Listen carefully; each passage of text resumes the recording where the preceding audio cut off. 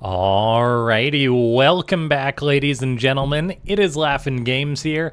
I'm back with another Starcraft 2 1 versus 1 bot AI cast.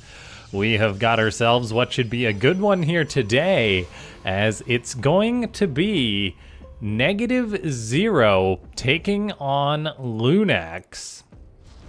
And yes, this is a much anticipated match, at least from myself, because Lunax has kind of been collecting skulls in the sense that it's taken down Eris, it's taken down Benbot, it's taken down Cannonana, it's taken down a lot of very good bots. And so this will be a very good test for it. Before you ask, no, NegativeZero is not currently active on the ladder, as it does take time to get things updated for newer maps. But it did play a game or two against Lunax, so I figured that would be a fun one to check out. And yes, we have got NegativeZero going for a probe scout. Lunax, meanwhile, getting up its safety forge, all that good stuff.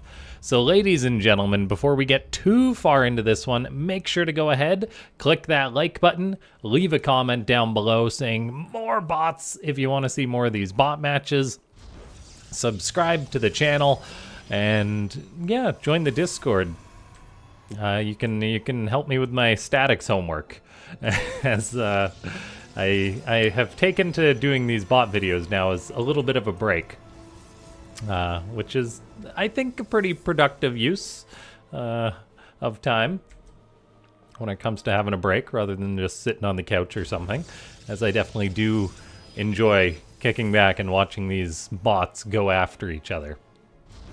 So we've got NegativeZero going in for a probe scout, and it sees what it sees. It sees a forge, it sees a building cannon, it sees a cybernetics core.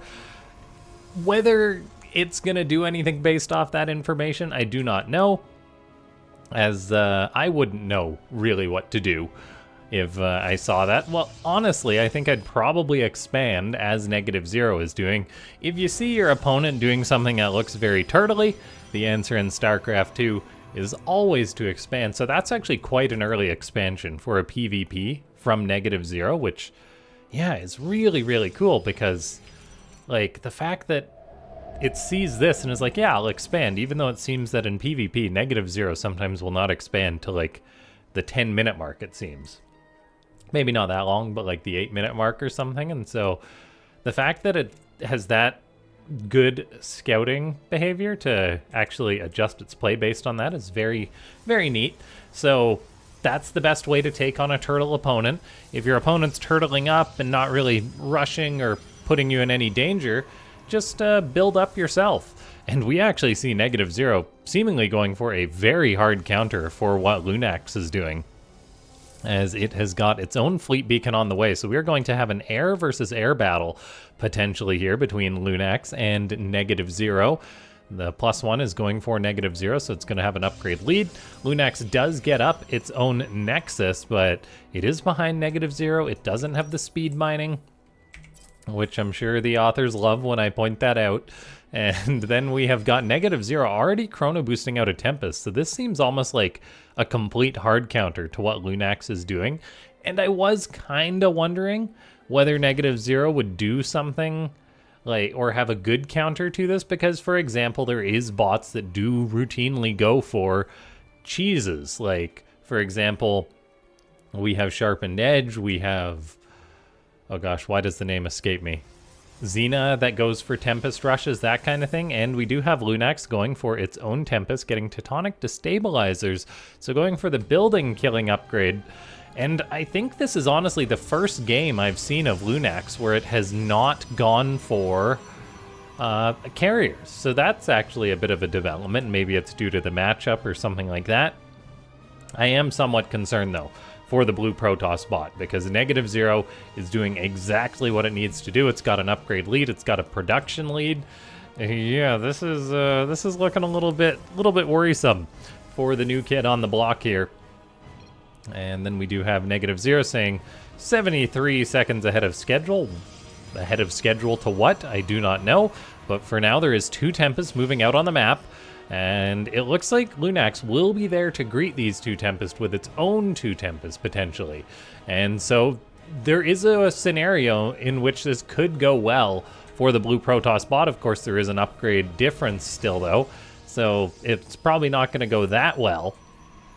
But I'm honestly not sure on how the math works out for like 2 + 1 Tempest fighting 2 non-upgraded Tempest, as it could literally still be the same amount of shots to get a kill. There is the Tempest of NegativeZero setting to work. However, Lunax does lead with the first couple shots on its own Tempest, and they do get some damage done, but probes are already dying. NegativeZero is bringing in a 3rd Tempest.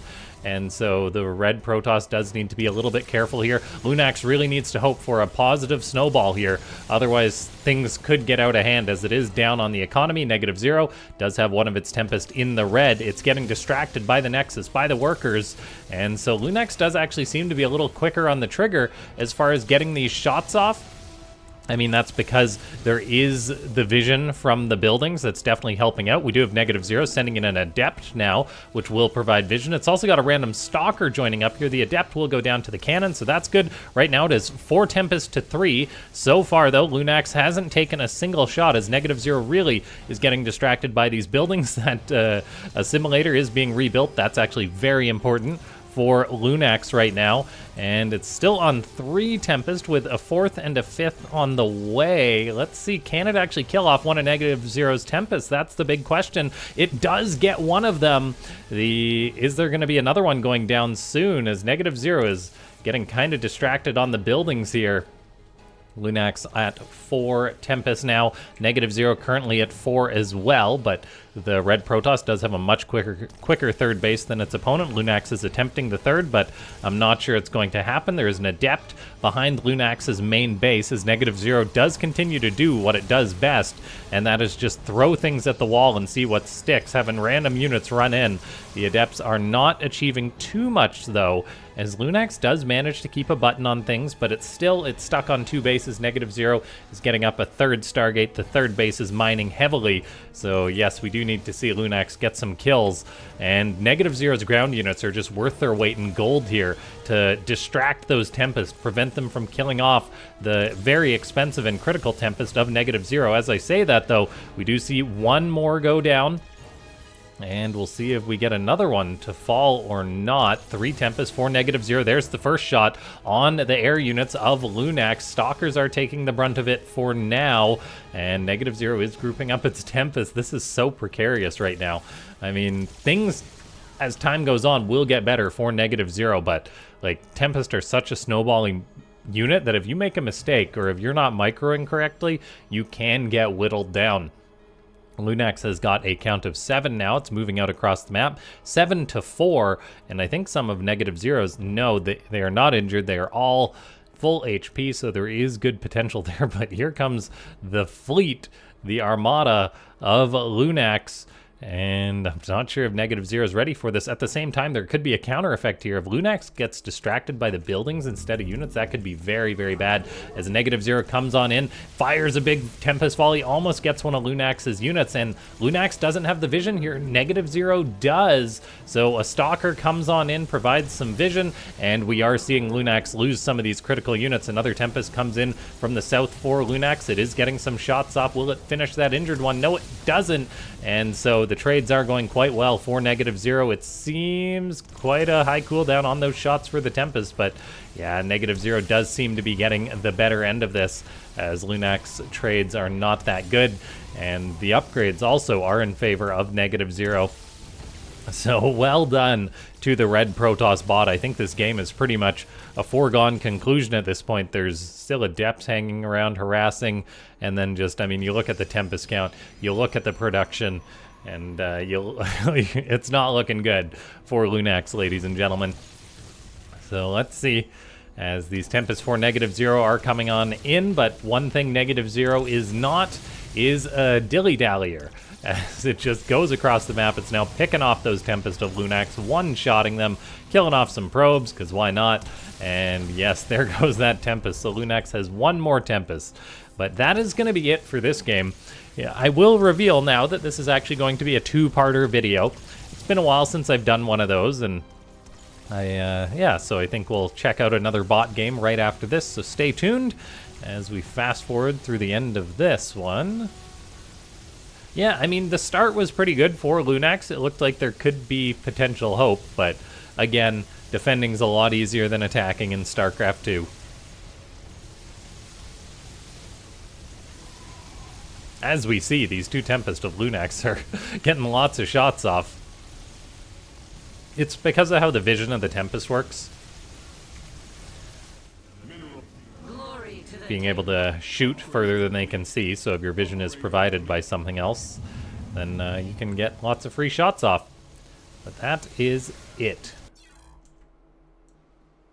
Okay, so here we have a game that I'm very excited for, as it's going to be Sharkbot returning. Apparently Sharkbot has returned, but a bit dirtier and a little less complete than usual from what the author has said. It's been activated on the ladder with a mission to cheese, and I think it's just one build that's programmed into it. So we'll see how Annibbot is going to potentially handle such cheese, as yes, Sharkbot can be a bit of a menace, and we've seen how lethal Protoss cheese can be as of late. So let's just sit back and enjoy the show, I suppose, as Annibbot is now going to have to deal with this one, as a lot of SCVs are being pulled to attack this pylon, but it's a trick. The real danger is over here on this side of the map, but it does seem that Annibbot does adjust its build, which is very good to see based off the response to this cheese, because it was going for a CC first, and it adjusted to build a barracks instead of building a command center first, which is like, big yay. Good job. Thank you, Annibbot, for doing the smart thing. Sharkbot does, however, have 2 gateways on the way, but we'll see whether Annibbot is prepared to handle this cheese. There has been times in which a Terran behind a wall you'd think would be safe, but is not necessarily safe. As Sharkbot, yeah, does seem to be just active with a very basic build right now, only going for a couple of gateways, no extra gates, no cyber core, anything like that. As, yeah, the first Zealot's on the way, it's being chrono boosted out. The probe is still running around like mad, but yeah, no, this is oh no, Annibbot, what have you done? Why did you lift that off? Oh dear. Annibbot has totally cooked itself by removing its wall, and now there is some Zealots that are going to be heading the way of Annibbot. It will have a reactor in about 20 seconds, so it will be able to start building Marines, but Sharkbot builds a pylon in the wall, so I guess Annibbot cannot, but will Sharkbot cancel that to let the Zealots in or not? I don't know.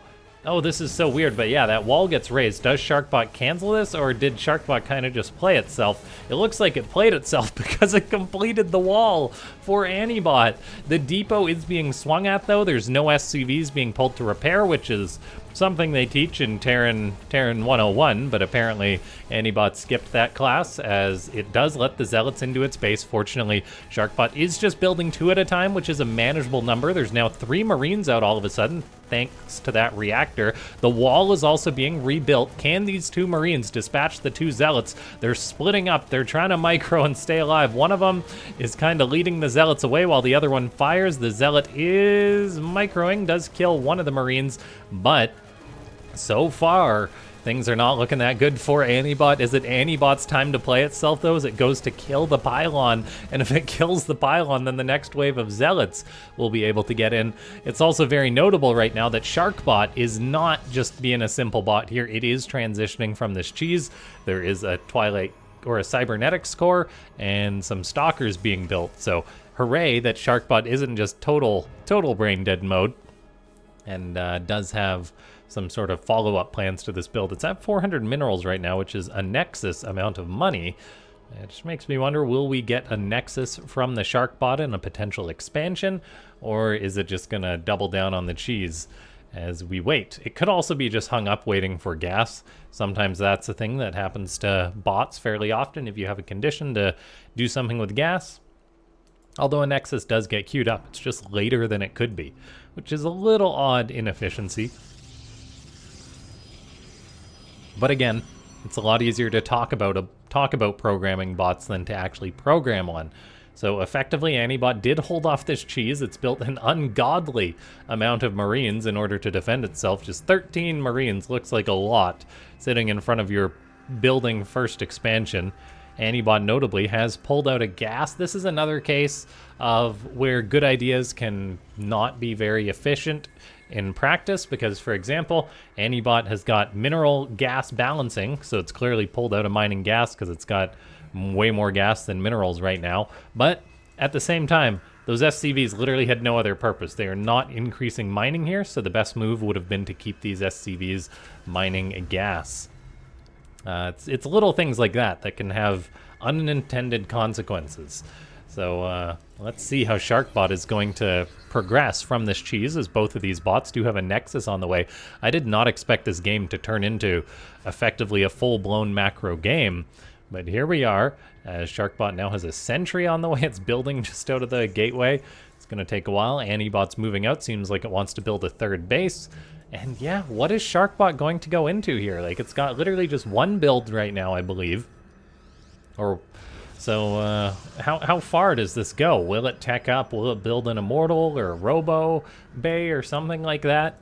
For now, we do have Annibbot just kind of getting everything that Terran likes, getting some more, well, a lot more Marines, Vikings. Yeah, tanks is a big one too, particularly against this gateway composition.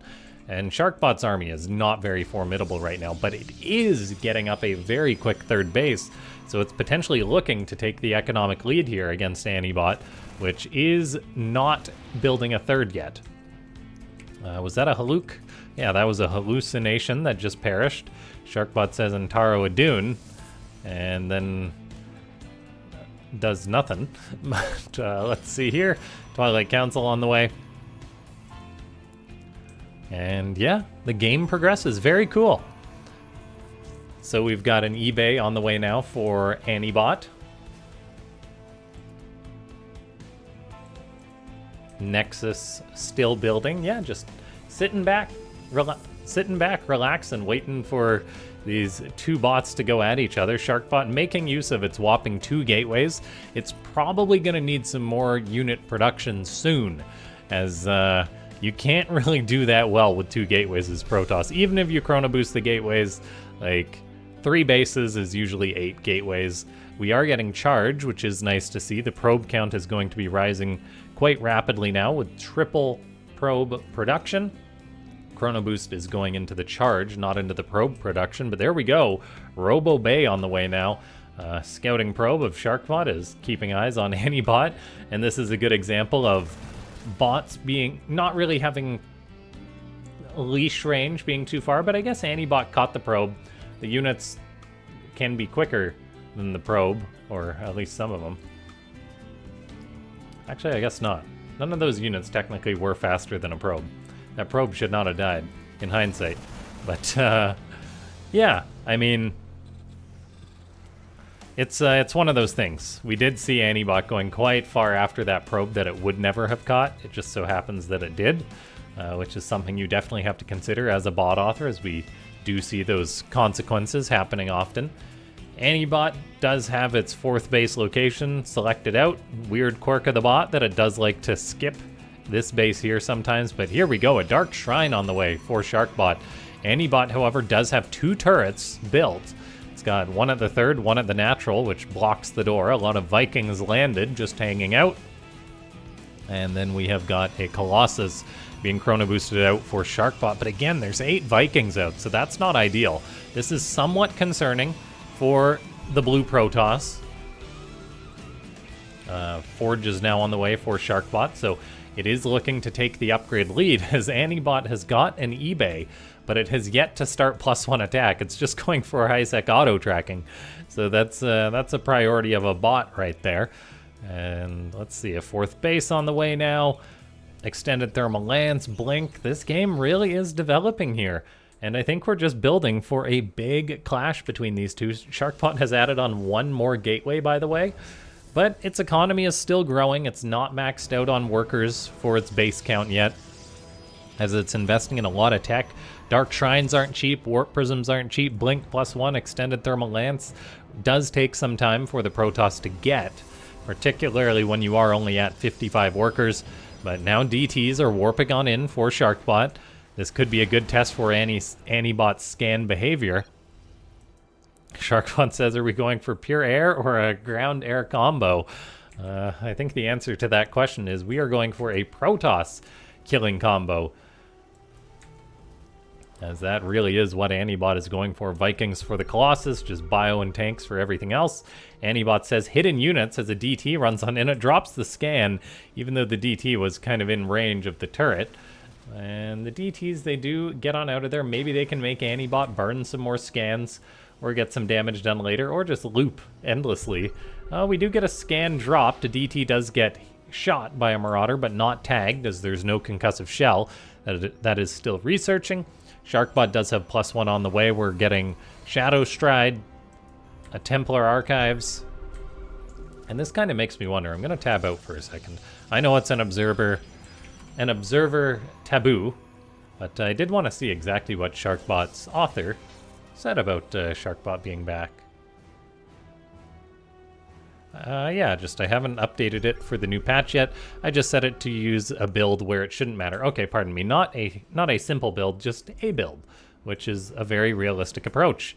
And let's see here, as we do have Sharkbot now moving out for a bit of an attack. It's got gateways that are being attacked. That's actually a big chunk of Sharkbot's production, so it needs to be careful with that.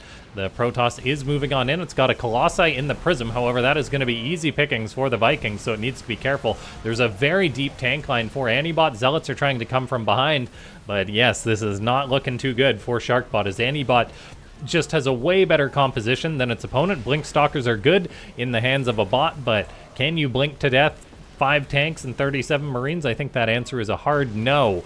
So I think we need to take a step back and look at whether Sharkbot can get up some of these High Templar that it's, well, some High Templar, so then it can use Psystorm or get something else going. We have an Immortal and a Zealot trying to be a hero.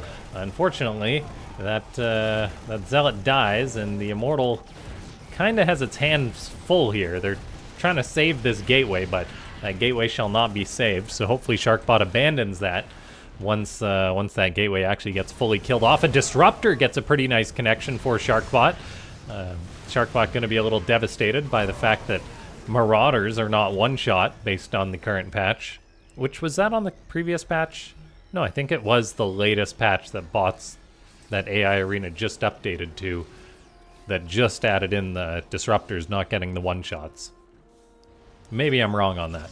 But anyway, we do have Sharkbot now going for a 5th base, so the economy is roaring for both these bots. Sharkbot's supply is in the absolute gutter, but still no 200 supply for Annibbot, so maybe it's waiting for something else before it attacks.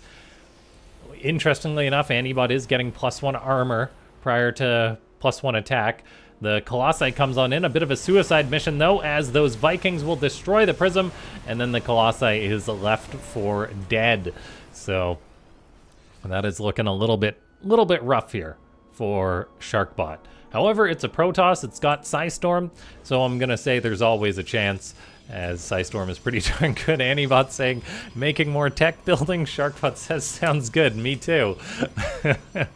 Which, is that like a individually programmed response by Sharkbot, or is that legitimately just some sort of chatbot behavior? I do not know.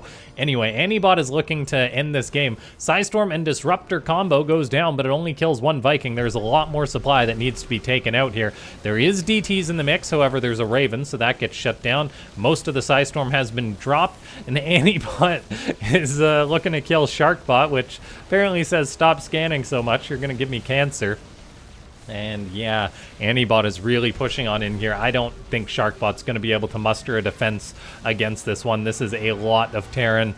The composition was just too good. The defense on the build put Annibbot in a good spot. And then, yeah, I think it really came down to the composition and the fact that Sharkbot attacked. If Sharkbot had sat back and built up and then, say, got out some more High Templar, that kind of thing, I think it could definitely take on this army. But with having a rebuild from basically 0 supply after that big loss, we will eventually have to see Sharkbot have energy recharge programmed into it, because that's a very powerful ability for the Protoss. as it basically allows instant Warpin and then Psystorm of High Templar, which is really, really good. But yes, I think this game is definitely going to be Annibbot's. There's the Annibbot signature 3 Thor hit squad. As, yeah, the Protoss still has a Disruptor. It's building Tempest now, and I mean, Tempest are pretty good, but again, there's still 6 Vikings present. Let's see, maybe Sharkbot can work a miracle with the Tempest, but not if it goes after the Thors. Annibbot saying Tempest or so last season, figure out something new. The banter between these two bots really is top level.